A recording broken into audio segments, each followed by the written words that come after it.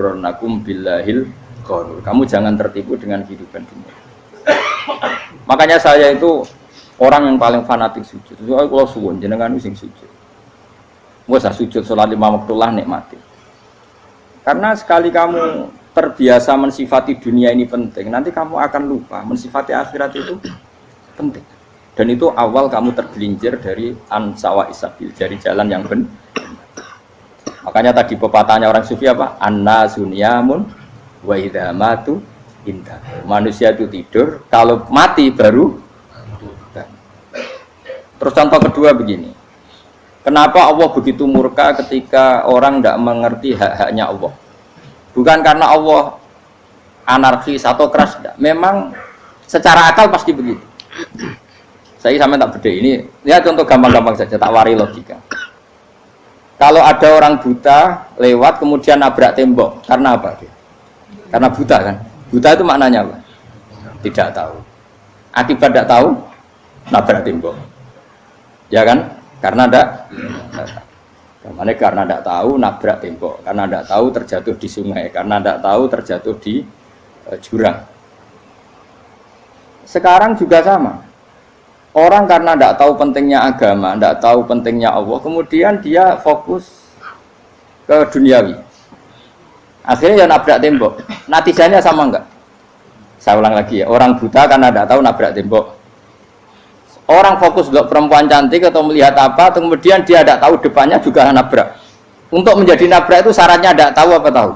Bisa dua-duanya. Tidak tahu ya sebabnya nabrak, fokus ke yang lain ya bisa.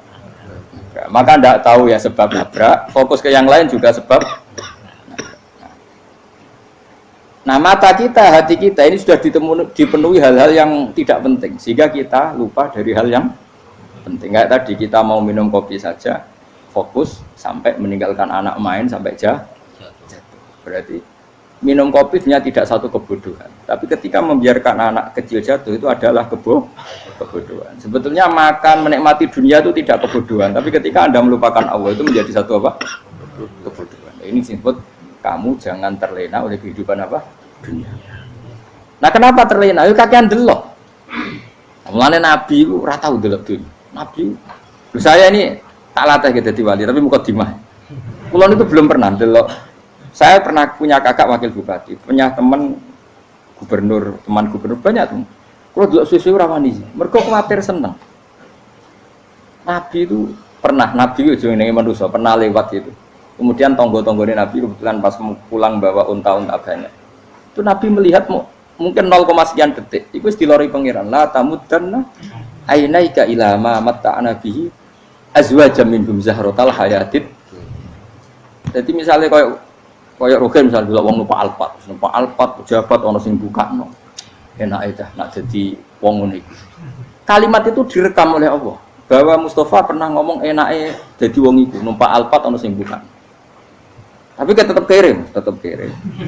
Sehingga nanti di akhirat kalimat itu direkam misalnya nanti ternyata yang numpak alpat misalnya nyuwun sewu misalnya yang numpak alpat tadi tetap di neraka, kamu ya ikut di neraka. Karena dia menikmati alpat lali akhirat. Kowe yo ngangen-angen kepengen seperti itu. Maka poinnya sama. Kalau pun rokok bareng. Terus ada orang sujud di musola, melarat sujud. Kowe tak pernah enak dadi wong iku. Padahal sujud itu yang menjadi orang masuk surga. Terus kowe ditakoki ning akhirat. Kowe tahu angen-angen dadi wong sujud mboten nate. Tapi kowe tahu angen-angen mewah nate. Yes, seneng kono kira-kira gitu. Lha iku latara undal pas kowe roh ilmu yakin pas wae mlebu neraka. Iki mulane tak ajari dini kiat-kiat supaya kira mlebu. Makanya latih melihat dunia kok juga kesuwen. Misalnya di konco jadi pejabat. Kalau nanti di keluarga pejabat sampai sekarang pun saya sering punya teman. Mboten nanti kalau melihat bahwa dia pejabat. Karena saya takut dosa. Saya melihat dia seorang mukmin yang sujud, yang sholat.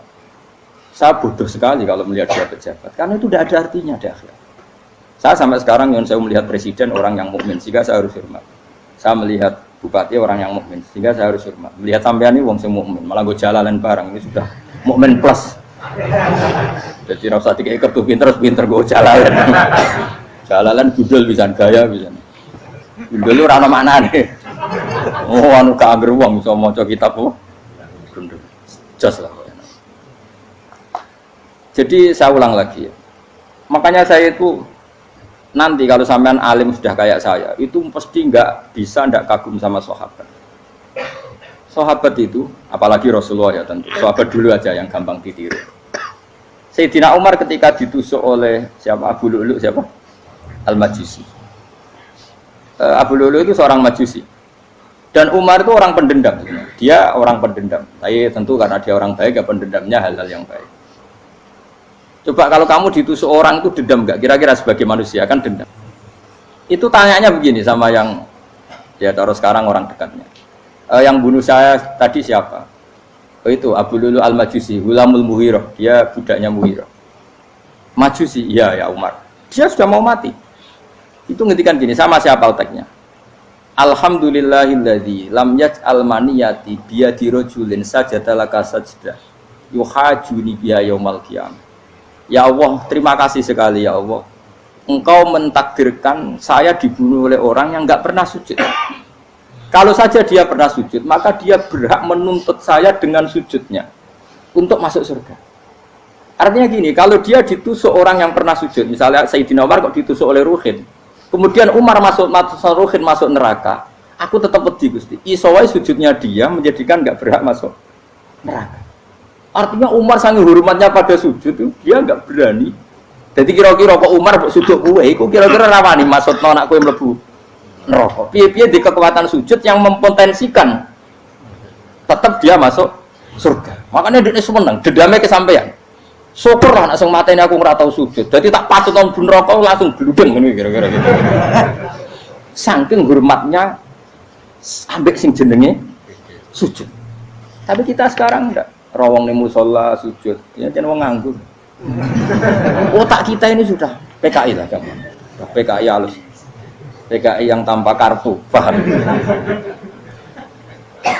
Makanya Allah kalau muji sujud, enggak sampean tak latih supaya baca Quran yang benar. Kayak apa Allah bikin Ka'bah? Kayak apa mulianya Ka'bah? Itu dibikin Allah untuk apa? Lil akifina wa satusai warrukais sujud, dan untuk orang-orang rukuk dan sujud. Ketika Allah menurunkan rezeki di bumi dan di langit, itu perhitungannya Allah masih itu asli. Rabbana liyuqimus shalah faj'al afidatan minan nas tahwi ilaihim warzuqhum minas sama. Gusti, ben nak sujud ku kuat. Piye-piye menungso nak ramangan ra kuat. Nak is kuat dia tenaga yo ben sujud liyuqimus shalah. Ketika Allah muji orang baik atau ibunal abidunal hamidunas saihuna satruse arraqiunas sajid yang rukuk yang sujud. Karena tadi ketika nanti Anda di akhirat kenangan terbaik Anda di dunia itu hanya sujud. Liyane iku coba misalnya kene akhirat terus video disetel sih. Pas kongkoi-kongkoi ning perapatan. Bariku nglamunem disetel. Jadi pegawai negeri ngayal gajine sakmene engko sakmene nggo wayo wan terus rekam kabeh. Oh ora sini-sini wong. Terus tokoh idola sing duweke wae sing tumpakane Alfa di sekretaris sayu. Iku mbok nang utekem iku berpuluh-puluh tahun. Dan itu jumlahnya poinnya misalnya 100.000. Bareng idol anu Kanjeng Nabi mau 10%, cuma gayanya mau sholawat, tapi sebetulnya agak tahu bayangno ini miskinan Mbak Amit nih miskinan. Gayanya mau sholawat tapi teke ora tahu kepengen melarat koyo. Itu direkam. Makanya dari Habib-habib sing alim-alim niku almar'u ma'aman ahabba hada targhib wa tarhib. Kita ini kan sering dimotivasi mubaligh. Mubaligh itu kan saya naik dewe nang. Harus pokoknya seneng Nabi swarga. Dari Habib-habib sing alim nak ngritik, masalahnya dewe mu almar'u ma'aman ahabba. Wong dibarno wong sing disenengi. Apa kamu bisa menjamin seneng Nabi saudure seneng wong-wong itu? Jangan-jangan kita lebih berkeinginan seperti orang tertentu yang kaya raya, yang terkenal, yang hebat. Meskipun kue oleh sana muni seneng Kanjeng Nabi. Jangan-jangan status cinta kita terbukti ke orang itu. Iya toh, misalnya gambarnya pasang neng kamar, wah, partai, wong kuasa. Terus kue nyumbang masjid nyuwun sewu mau 50.000. Tapi bareng nyumbang untuk kemenangan orang itu 10 juta. Nyebut wong itu satu hari 100 kali. Nyebut Nabi pendak sholat. Warung dihitung, dipoling mbek malaikat. Disurvei buat dipoling orang-orang pokoknya. Dengan cara begini status senangnya orang ini ke siapa?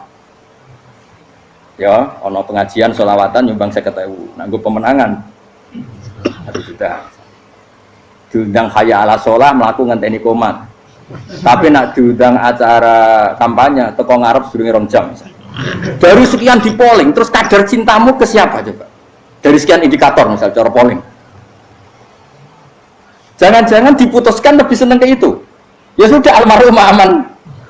Makanya kata orang-orang alim almarhum apa? Orang itu terserang disenangi. Masalahnya kita tidak ada jaminan lebih seneng Nabi. Ya ora ono jaminan saya sampean misale.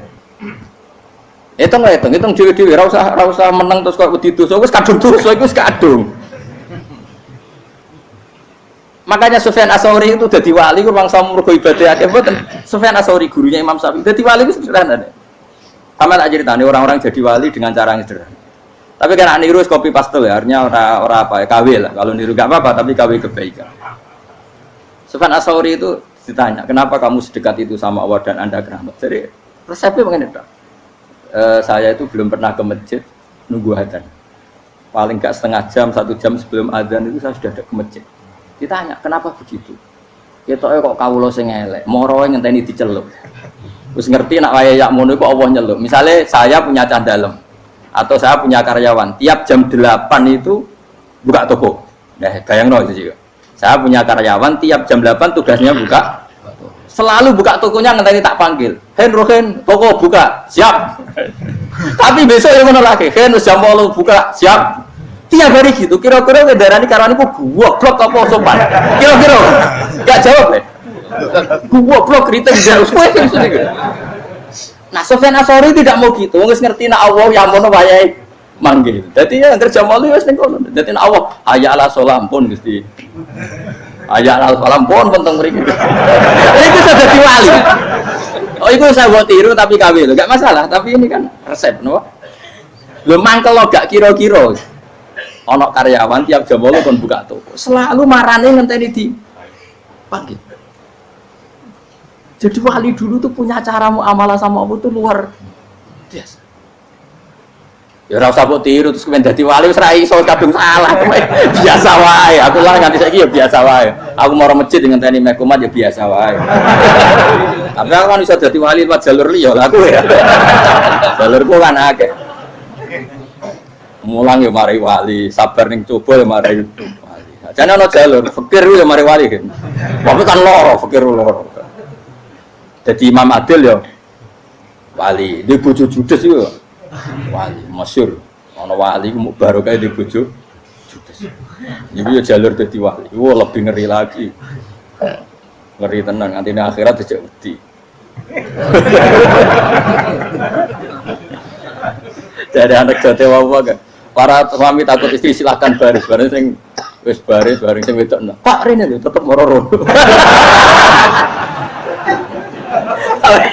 Wong wedi bojo kegawangan ini akhirat bahaya, you know.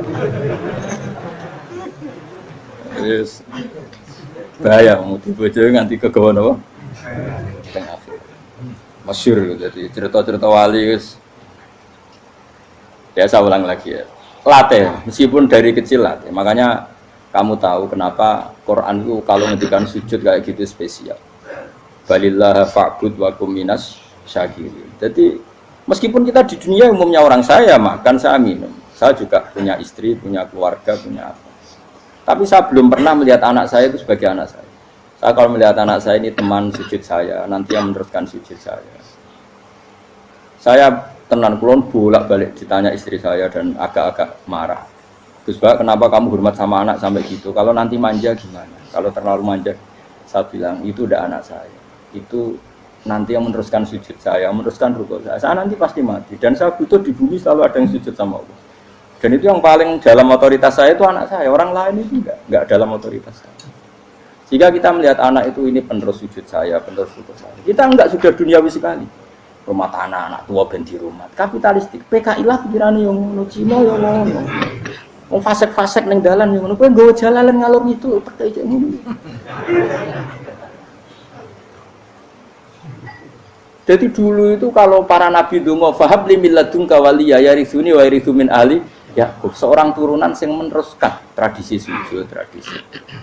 Sehingga Ulama-ulama dulu kalau dongakno anake ya min ahli sujud, wa min ahli Quran, wa min ahli sunnah napa? Enggak apa-apa kowe seneng donya gak apa-apa. Ora usah tak warai wis seneng dhisik. Paham? Dadi iki ora usah. Ora usah cara Gus Bak ra apa-apa. Ora usah tak arani ra apa-apa wis mbok lakoni. Makanya pulau suwon sangat. Sujud itu luar biasa. Nanti kamu di akhirat kenangan terbaik Anda di dunia adalah pernah apa? Sujud. Bayangkan kalau itu jadi orientasi Anda. Anda berpolitik, cek melok partai Gerindra, cek Golkar, cek PDI supaya jadi penyuara sujud tidak dilarang di Indonesia karena umat Islam mayoritas. Saking mayoritasnya sampai pejabat rasolatnya rawani.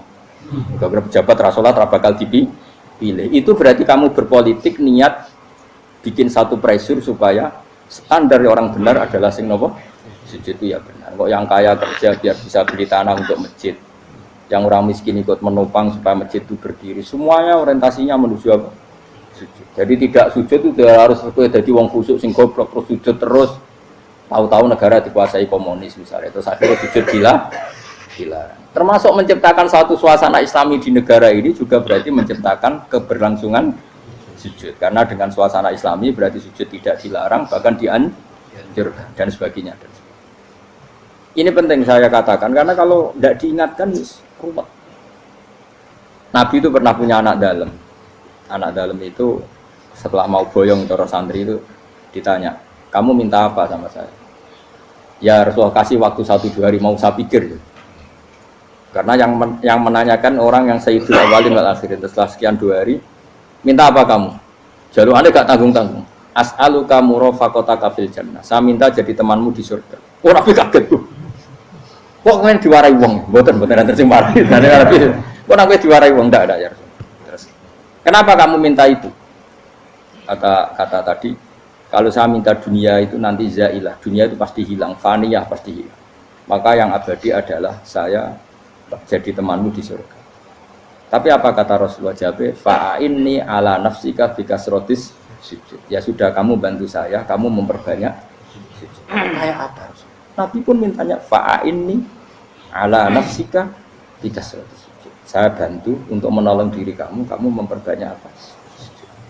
Makanya di pertama surat turun itu ada wasjud. Kamu bersujud dan kemudian mendekatlah kepada Allah.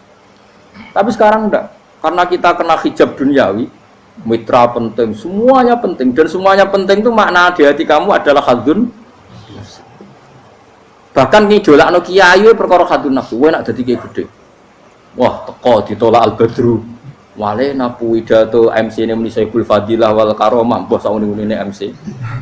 Bariku disangoni dihormat. Tekan muji ulama wae dari segi dun. Ya, bariku iso wayo akeh macam-macam. Utek nek selek, tekan muji ulama wis dari segi. Makanya saya ini termasuk ulama. Kalau kan saya ngebis biasa. Kalau jarang kerso di panggungnya seneng dulu. Supaya semua ulama udah dipandang secara apa? Dunia. Saya sampai sekarang ngedus anak kulo biasa. Teng pasar gitu biasa. Kulo marung teng pasar mangan gitu biasa. Nak seneng kulo ben atas nama wong alim karena apa? Kalau kita terlalu menikmati dunia, lama-lama orang seneng ulama juga dari sisi dunia. Keren, jadi kiai teko disualami dicucupi munggah. Ya enggak apa-apa itu enggak dosa sebenarnya, tapi takut saya utek elek-elek itu ngejolakno perkara duniawi, show-nya itu lho. Jadi ngene tak pikir teko ngaji bar wis warmu paham karemu ora karepmu. Mulan ngarep ngaji karemu. Mesti rugi kowe ya, aku tenang ae aku. Ben orang itu latihan ikhlas, napa? Latihan. Kalau kadang gitu protes be tiang-tiang. Gus, jenengan sekali-kali nak tidak tak derekno kok umum. Aku itu tidak mengharamkan itu, menaik kalau dereng tua. Jalan haji malah turun, topa menaik. Jalan era roh, daerah kiai malah nyala. Rukin tahu tak mendarat nang kota, akan sepeda motor kan ternon ning gone Malibu. Dalane ora roh malah yo nerang. Lha kan jalan akhirat ora roh donya ora roh. Lah tak koyo wong ijo urip. Jalan dunia ora roh, jalan akhirat ora mbok roh iku apa. Repot. Jadi kenapa saya enggak mau, bukannya menolak. Saya senang kalau kiai-kiai terhormat, senang sekali. Saya senang kalau ada ulama dihormati karena supaya jadi tradisi ulama itu terhormat. Tapi jangan semua ulama mau dihormati. Nanti lama-lama jadi siklus tekan mencintai kiai saja karena fasilitas. Kowe seneng dadi imam masjid akbar, masjid Istiqlal, imam besar. Seneng mergo kenal presiden, datang dikawal. Seneng dadi sudes, wah keren salat ngarepe Ka'bah, teko dikawal askar. Ya kalau seneng karena itu kan berarti menjadi dunia. Itu sirinya kenapa Rasulullah ketika ba'da Fathi Mekah sudah menguasai Mekah, sudah naklukkan Mekah Madinah. Nabi itu satu hari terbiasa mau sarapan saja kadang nggak ada yang dimakan. Tanya ya Aisyah, apa saya bisa sarapan? Enggak ya Rasulullah. Ya sudah saya tak puasa. Supaya tetap terkontrol bahwa umatnya mencintai beliau bukan karena kebesaran. Itu Rasul. Itu setelah periode Mekah loh, jangan kira itu periode Medina. Apa? Itu periode apa? Medina loh. Periode yang setelah Nabi punya segala. Tapi Nabi tetap seperti itu. Kenangannya Aisyah sebagai istrinya apa coba? Dia cantik sekali. Aku tahu jajal turu ngarepin Nabi terlentang. Ya Nabi tetap sholat. Nah beliau sujud sikilku tak ingkretno. Nah beliau ngadeg tak lonjoro meneh. Jadi Aisyah wa ana muqtaridotun bene adi turu terlentang. Jadi cara ya sudah terlentang. Mau Nabi nak sholat suwi dia tetap sholat. Tapi di bojo ayu orang ngerasa sholat. Bojo elek ora sholat. Bojo elek amen junub menawa. Sekali ora kena go contoh kasus wis wong kasus. Kowe di bojo ayu prawan turu karepku siksa salat ora bos misale lho. Pemene wong jegoten wae tambah over. Mustafa kalau orang nyek jegoten liyane ora salah situ.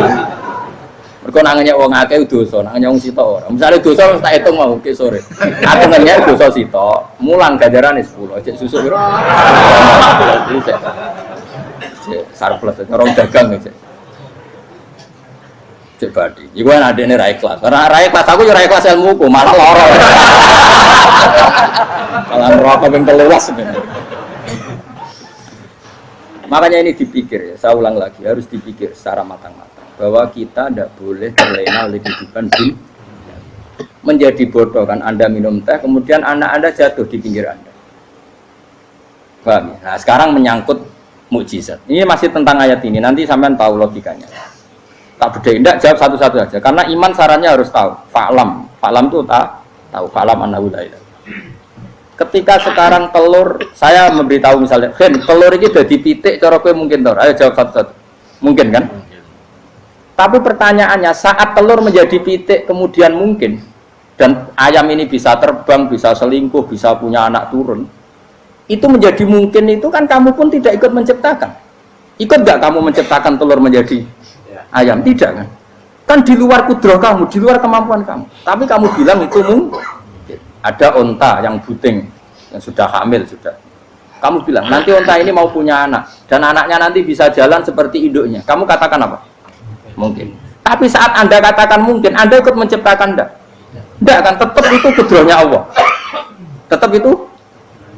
Maka para nabi itu tidak tahu bedanya antara onta yang keluar dari indukannya dan keluar dari batu. Itu syaratnya jadi nabi, syaratnya jadi wali. Nah, saya kira ono nabi.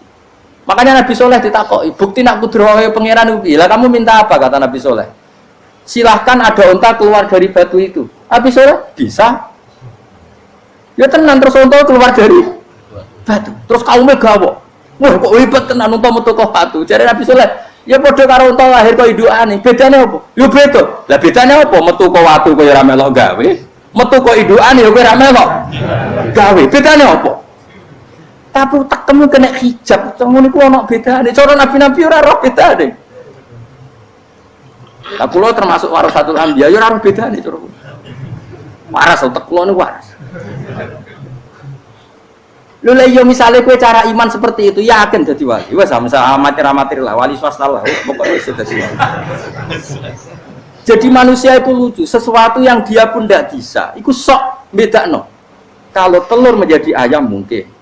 Sapi keluar dari indukan mungkin, biji padi menjadi padi besar mungkin, tapi nak watu kok jadi biji padi mukhal. Lu saat yang dikatakan mungkin itu apakah manusia ikut memberi? Tidak kan? Ikut menciptakan? Harusnya kan tetap bilang, yo aku menyaksikan itu karena ada kekuatan X yang menciptakan itu. Harusnya dia kalau mau konsisten kan, saya tidak bisa menciptakan telur jadi ayam, tapi ada kekuatan lain yang menciptakan, dan saya tidak bisa.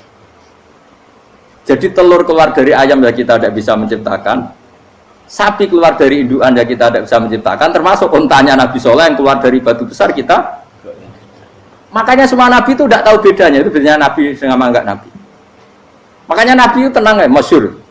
Ketika perang Khandaq, Nabi itu kelaparan. Kemudian Jabir datang, ya Rasulullah, istri saya menyiapkan makanan untuk orang 6, karena kambingnya hanya kecil. Maka hanya orang 6 saja engkau boleh datang ke situ. Tapi Rasulullah dengan santainya, ya ahlal Khandaq. Padahal yang ngeduk Khandaq itu sekitar 3.000, ya ahlal Khandaq.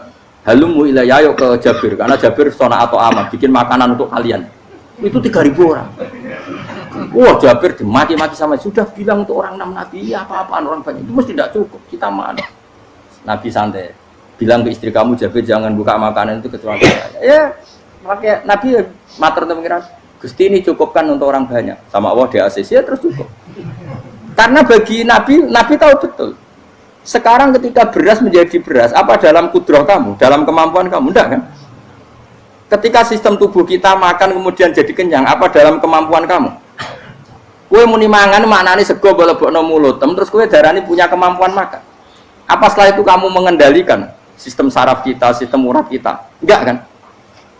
Jadi Nabi itu ora bedane, justru itu jadi Nabi. Karena dia enggak pernah terjebak, Nabi enggak pernah terjebak oleh yang dili. Makanya cara pangeran, wa ma min dabatin fil ardi wala ta'iri yatiru bi janahihi illa umamun amsalukum. Ketika orang kafir minta bukti kudrohe Allah iku apa? Kayaknya Nabi didono manuk. Lah manuk terbang bukti kudrohe Allah. Ya biasa mat manuk terbang, wis suwe nak manuk terbang. Bukti kudrohe ning ndi? Iku tekek wis semper. Lha bukti kudrohe ya kowe ora iso gawe kan? Tapi maksudnya wong kafir bukti kudrohe pangeran gawe unta kok watu. Lah bedane apa mau hale unta kok watu ambek kok indukane? Bedane apa jajan? Wong ibuke unta ya ngrasa gawe. Apa ibuke unta bisa menciptakan anakan unta? Kan tidak bisa juga. Manusia juga ada. Jadi itu wis cukup jadi kudrohe. Tapi manusia angger barang sering terjadi darani mungkin. Maknane mungkin dekne sing nentukan mungkin atau tidak. Padahal zaman mungkin pun dia tidak ikut menciptakan. Ini lengkel. Makanya itu kenapa Allah akhirnya bikin mukjizat supaya orang itu ingat kedahsyatan kudrohe Allah. Sebetulnya mukjizat itu tidak penting. Maksudnya tidak penting tadi untuk iman sebetulnya tidak perlu mukjizat. Makanya ketika Rasulullah SAW ingin nuruti mukjizat yang diminta orang kafir, Allah malah ngelingno inna fi khalqis samawati wal ardi wa ikhtilafil laili wan nar. Sajane ana langit, bumi, ada lautan, ada apa sudah bukti kudrohe. Nah sekarang mukjizat kok ngenteni unta keluar dari apa tadi? Batu, ngenteni Nabi Soleh. Lautan merah diseblak tongkatnya Nabi Musa terus terbelah. Itu dari mukjizat. Kalau itu maknanya mukjizat karena manusia tidak mampu, apa manusia mampu bikin lautan? Kan tidak mampu juga. Kenapa itu tidak dikatakan mukjizat? Lagi-lagi karena wis kena mataul huruf. Paham jelas ya? Makanya kata Allah, saiki wong ora percaya hari kebangkitan. Alasannya masa manusia jadi tanah menjadi manusia? Memangnya manusia yang sekarang hidup itu dari apa coba? Sehingga nado melok pilek, pilpres, melok dukung mendukung itu memangnya dari apa coba? Dari tanah kan? Mestinya hari kebangkitan sejati ya sekarang ini orang-orang dari tanah sekarang berkeliaran ini harus go jalalan ngalor ngidul maknani. Itu yo kok lemah. Kemudian setelah jadi tanah mati orang engkar, wah ini nggak mungkin jadi manusia lagi. Padahal zaman sekarang jadi manusia itu karena kudrohnya manusia apa karena Allah? Karena Allah. Dan manusia sekarang dari tanah apa enggak? Dari tanah. Harusnya ya berpikir seperti itu. Kalau kudrohnya Allah bisa menjadikan manusia sebanyak ini dari tanah, tentu Allah tetap mampu nanti setelah jadi tanah menjadi manusia.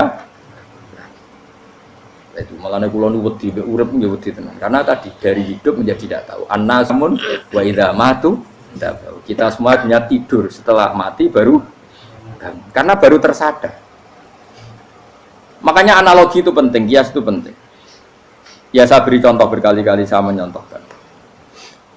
Sampean tak warai hujai ulama. Nanti pasti sampean taslim itu pasti nyerah. Kalau kamu disebut jeleknya oleh orang lain, kamu mangkel nggak? Mangkel kan? Itu Imam Ghazali gini, kamu tak kasih resep supaya kalau ada orang mengingatkan kejelekan kamu itu tidak mangkel. Apa itu resepnya? Misalnya gini, di baju saya ini, inna fi thawbika akroban wa hayatan. Di baju kamu itu ada kalajengking yang berbisa atau ada ular yang berbisa. Ada orang mengingatkan itu. Kamu terima kasih apa enggak? Terima kasih. Karena ada sesuatu yang bahaya di diri kamu, diingatkan, dan karena diingatkan itu Anda terus bisa menghilangkan sesuatu yang bahaya tadi. Sekarang kamu punya sifat hasud, sifat dengki, sifat riya, sifat-sifat yang buruk. Itu sesuatu yang mencelakakan kamu di akhirat. Kemudian ada orang mengingatkan itu, harusnya kan kamu matur nuwun karena sifat yang buruk kamu diingatkan, kemudian kamu berusaha Wong diingatkan ada kalajengking yang hanya madorot di badan kamu saja kamu terima kasih. Ini diingatkan ada hasud dengki yang madorotnya dunia akhir, kamu tidak terima kasih. Jadi itu ulama dulu. Jadi kalau bikin hujah itu gampang sekali. Jika ulama dulu kalau berdebat kemudian diingatkan temannya, kalau dia salah misalnya, itu ya tenang saja. Karena mereka cukup punya akal, punya analogi untuk nganggap itu biasa. Kayak diingatkan ada kalajengking di tubuh kamu. Kamu matur nuwun enggak sama ingatkan? Tadi saya ngaji sore, ngaji di sini cerita. Kila itu Imam Ahmad. Itu mudah mereka iman sama Allah dan Rasul. Maka yu'minu billahi wal yaumil akhir falyukrim apa? Jaru. Kalau kamu iman sama Allah dan Rasul maka muliakan tetangga. Itu ada seorang ulama dipanggil tetangganya, ayo ke rumah saya. Setelah sampai, dah pulang saya tidak jadi butuh. Sampai di rumahnya dipanggil lagi. Ke situ lagi, dah pulang lagi saya sampai 3 kali. Itu si ulamanya senyum-senyum santai. Ketika pemuda tadi insaf dan minta maaf, kenapa Pak Ulama kamu kok tenang saja? Jawabannya enggak. Kata Rasulullah, saya disuruh hormat tetangga. Saya senang sekali bisa melakukan perintah Rasulullah. Jadi saya nurut kamu itu tidak ada urusannya dengan kamu karena perintahnya Rasulullah. Nangis pemuda tadi. Kalau kita kan enggak, gengsi dong, giambar. Ini kan kita gayanya mulai sunnah Rasul, tapi utek itu jihadun nafsi. Nah kalau kamu sudah gitu, tak daftar jadi wali, mbok KPU-nya oleh nyetujui mbok kapan roh nanti. Daftar. Saya ulang lagi, jadi kamu harus terbiasa dengan kias yang diajarkan Quran ya. Jadi ketika bibijian jadi pohon besar, itu pun kamu katakan mungkin. Padahal ketika kamu katakan mungkin, kamu pun tidak ikut menumbuhkan bibijian jadi pohon asam yang besar. Itu menunjukkan kudrohnya Allah. Artinya sebetulnya kamu hidup semuanya itu hanya menyaksikan kudrohnya Allah tanpa kamu memberi kontribusi. Kenapa kamu yang menentukan mohal dan tidak mau?